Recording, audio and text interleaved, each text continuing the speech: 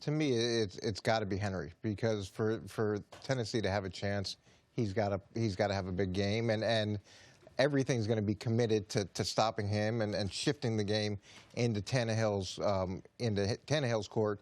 And if Henry can't produce at the level that he's been, I think that they really have very little chance of winning the game. But if he can be effective and either generate the big run that he had the last time they played, or more importantly, keep Kansas City off the field, that, to me, is the difference. And I think that offensive line for the Tennessee Titans is going to play a huge role, too, because that's really the engine of that run game. Everybody's been focused on this tear that Derrick Henry's been on.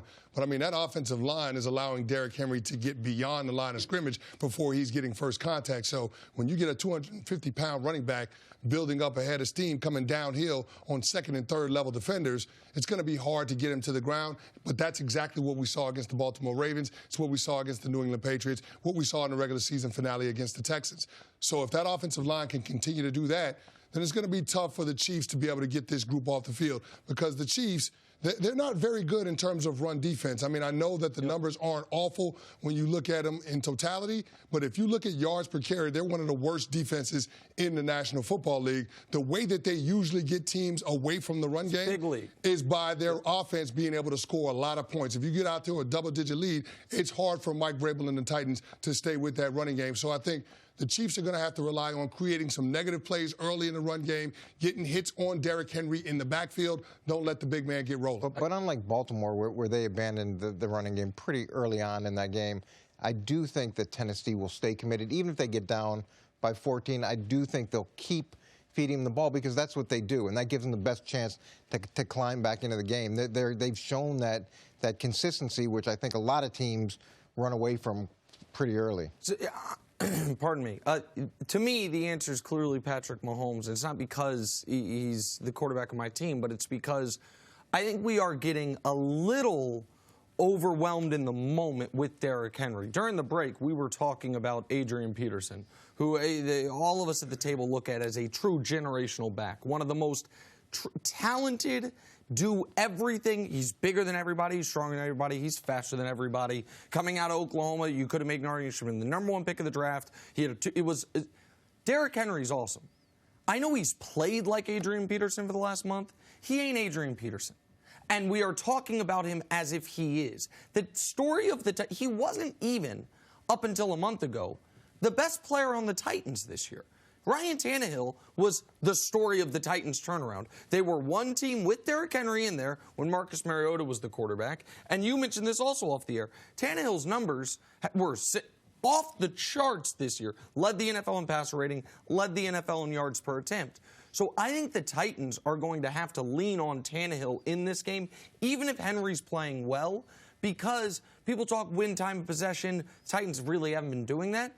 But time possession doesn't matter so much against Kansas City when you had 7 touchdowns, all of which were under 4 minutes. And yeah, 3 of them were on short fields, but 4 of them, they went 70-plus yards in under 4 minutes. Conversely, Kansas City, listen, the Chiefs have been one team for 50 years and one team for the last 2.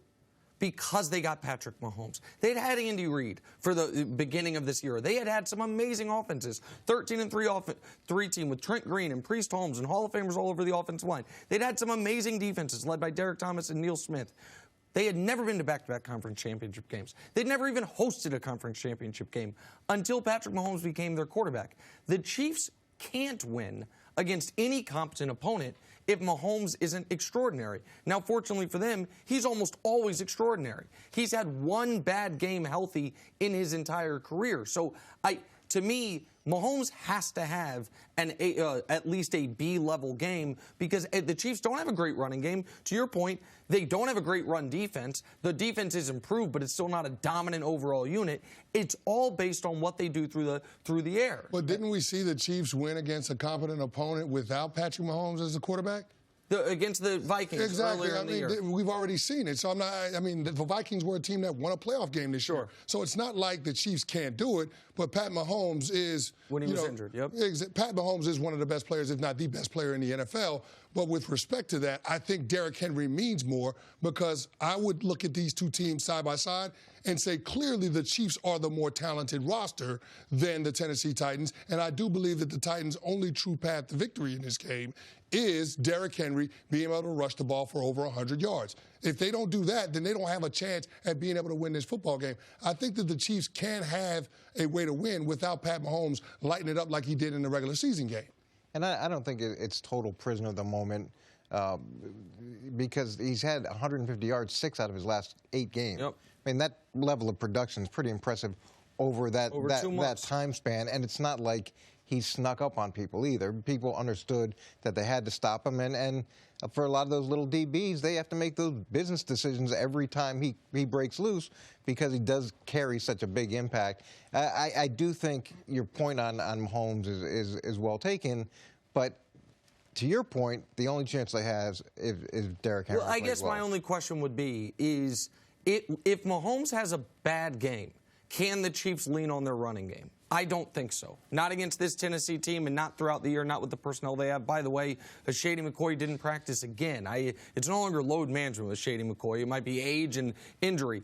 If the Chiefs sell out against stopping Derrick Henry, is it plausible to say Ryan Tannehill could have a huge game? Well, he at least did it a few times this year, right? Like, we at least saw Ryan Tannehill to A.J. Brown, Corey Davis, Jonnu Smith. We saw times where it's like, wow, look at what Ryan Tannehill's doing. So that's oddly... Well, the whole season's been, wow, look at what Ryan Tannehill's doing. And he didn't get to start to, what, 5 games into the season, even though he had a really good camp.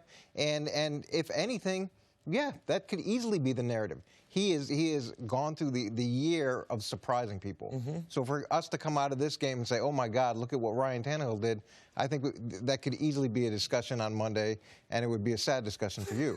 Well, he won't be here, so it'll be a sad discussion for me is what it is. They absolutely have a shot at pulling off the upset. And if we just went to the discussions last week, everybody said, would they have a shot at pulling off an upset? And most people would say no. Yeah. And so as certain as some people are that this game is just locked in, definitely a win, it happens. And I think a lot of things are going to have to go right for those guys. But when we were in the Super Bowl against the Rams, we were 14-point underdogs. 14-point underdogs. It was the second biggest line in Super Bowl history at that point, next to the Joe Namath Super Bowl. Jets. And we had no chance. And the week before, we played the Steelers, and the thought process was we had no chance. But that's not how it works. And the headline, I think, in New England the next morning or after the Super Bowl was, that's why you play the game. And that's why you play the game. And you look at the last game, a lot of things went right for him. Yeah. Whether it was Derrick Henry's 68-yard touchdown, whether it was the fumble return for a touchdown, whether it was the 2 block field, a lot of things went right for him. And that's going to happen again because they are at a disadvantage. But why can't it happen? It's been happening all season. So I want to lean on your 2001 Super Bowl experience for a moment because you guys were playing a Rams team built very similarly to this Chiefs team. Now, huge talent differential. Enormous talent differential, a track team playing on a football field. Now, the Rams didn't have a superstar tight end, but the Chiefs don't have Marshall Faulk. So, you know what I mean? I understand Kelsey and Faulk are very different players, but it was speed on the... called the greatest show on turf. Greatest show on turf, right? Enormous speed on the outside, great receivers, and then a guy either coming out of the backfield or in Kelsey's position, kind of tight end position is kind of the X factor. You guys held them into the teens, right? It was a 17-14 game. I can't remember. But I can't remember what it was. I think that's what it was. I don't know. Was that what it was? But so how? So how and what can Vrabel pull from his experience there with this game here? Because you've told me off the air before this game was even coming up when we've talked about Vrabel, because I like talking about the good young coaches that are next in the pipeline. And you've talked about how smart Vrabel is, you know what I mean, what a unique player he was to coach.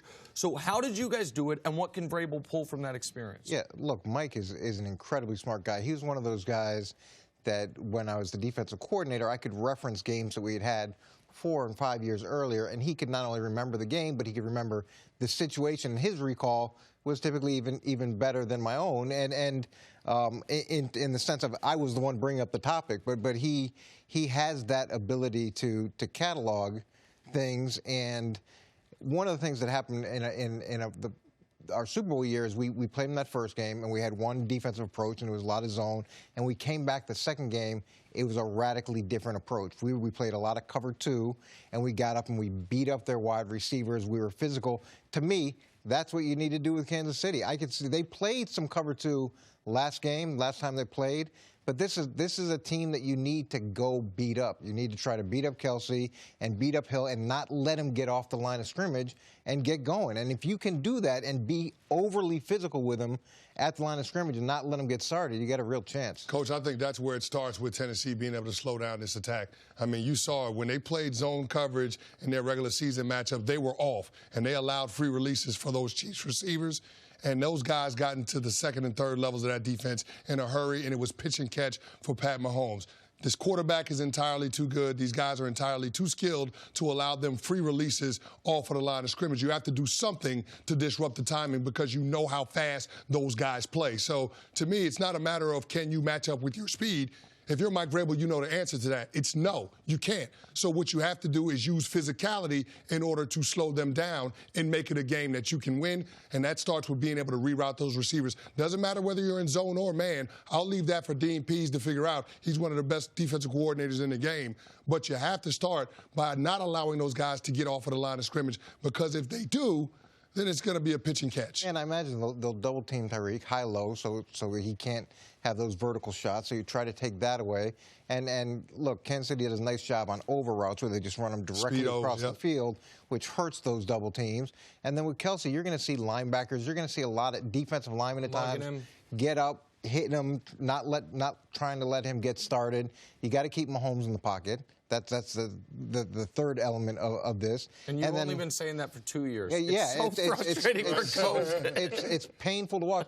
But I feel the pain of the defensive coordinator because I know Romeo Crennel really well. And I know Romeo talked about keeping Mahomes in the pocket. And they couldn't. And they couldn't. It's easier said than done. You guys are describing a way for the Titans to win that involves slowing the Chiefs' offense down. And one of the reasons I'm so confident is that's happened literally once in Patrick Mahomes' career. The Colts game this year, you guys remember national television, Chiefs 10-point favorites. They lose, I think, 19-10 in that game. Maybe they got a field goal late, maybe 19-13.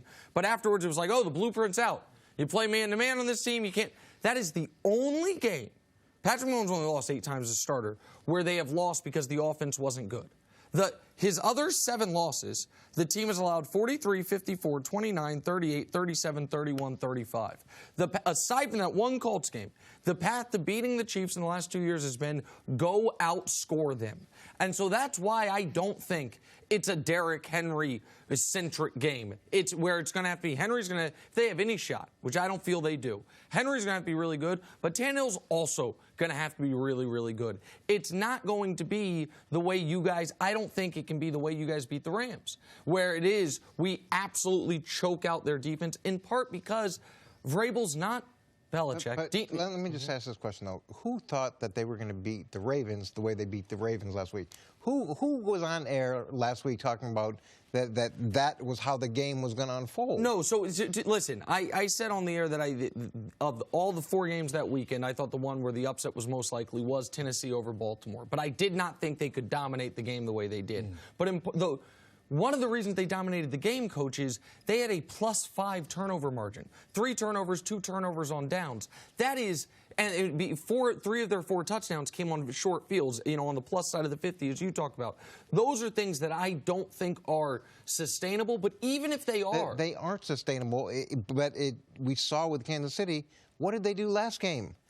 Some of this is them getting out of their own way. Well, how did they lose the last game against Kansas City? They had 2 field goals blocked. Yep. How did Kansas City lose last game against Kansas City? Yep. Yeah, they had 2 field goals blocked, and then they were on one of the blocked field goals, the punter tried to throw the ball and then got an intentional ground.